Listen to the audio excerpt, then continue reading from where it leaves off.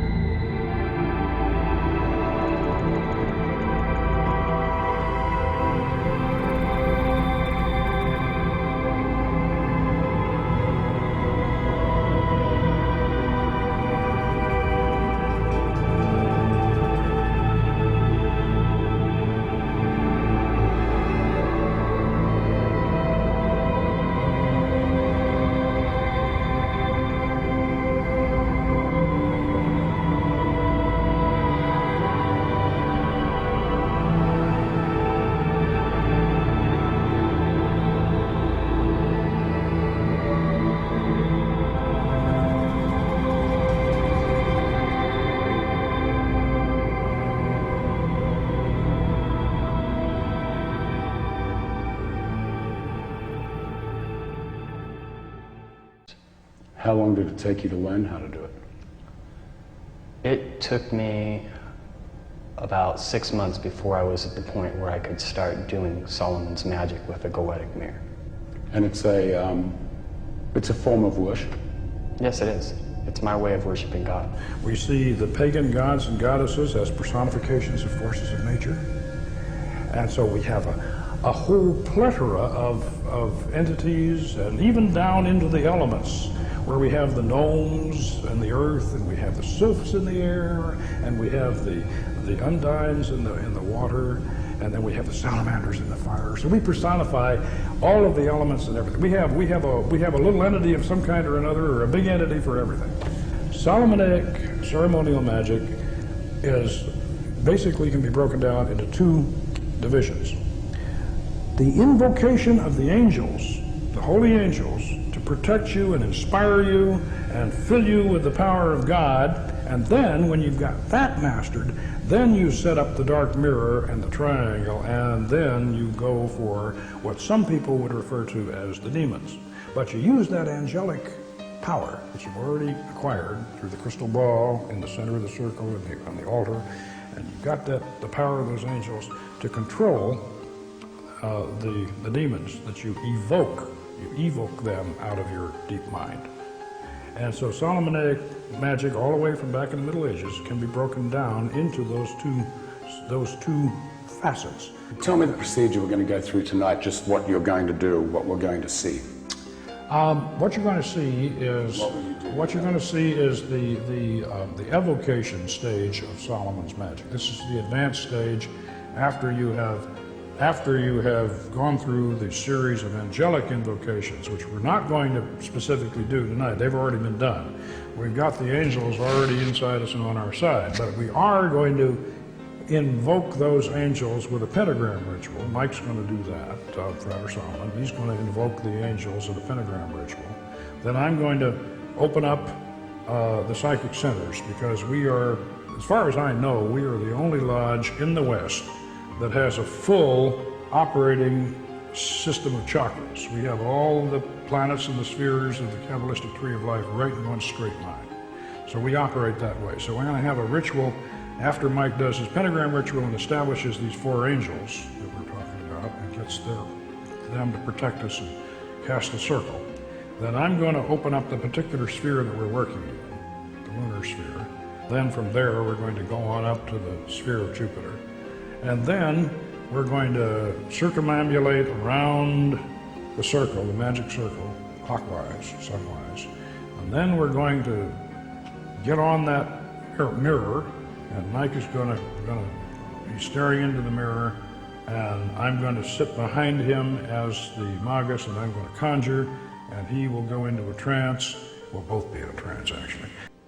Before I'll ever do an operation, I usually know what spirit I'm going to do, and my mindset will already begin to be geared towards that spirit, and I'll already be interacting with the energies of that spirit. And then by the time I do the operation, the spiritual energies from that spirit will actually come inside of me, to the point that I'll be able to look in that mirror, and my reflection will actually morph into the spirit that I'm having a conversation with. His reflection blanks out, and as I'm conjuring, then what comes back in is going to be the spirit.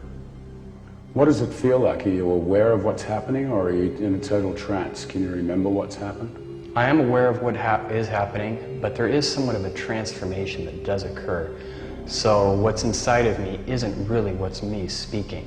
It's these ideas that are pouring through me from a foreign energy, and these foreign energies will begin to express themselves in their own unique ways that I'll eventually realize are not my own thoughts. When we videotaped the actual summoning of the spirit in the temple, there were no rehearsals and no retakes. So what you're about to see is real, shown exactly as it happened. And in my professional opinion, it's one of the most remarkable documentations of a supernatural event ever recorded. Lies in the Book of Spells.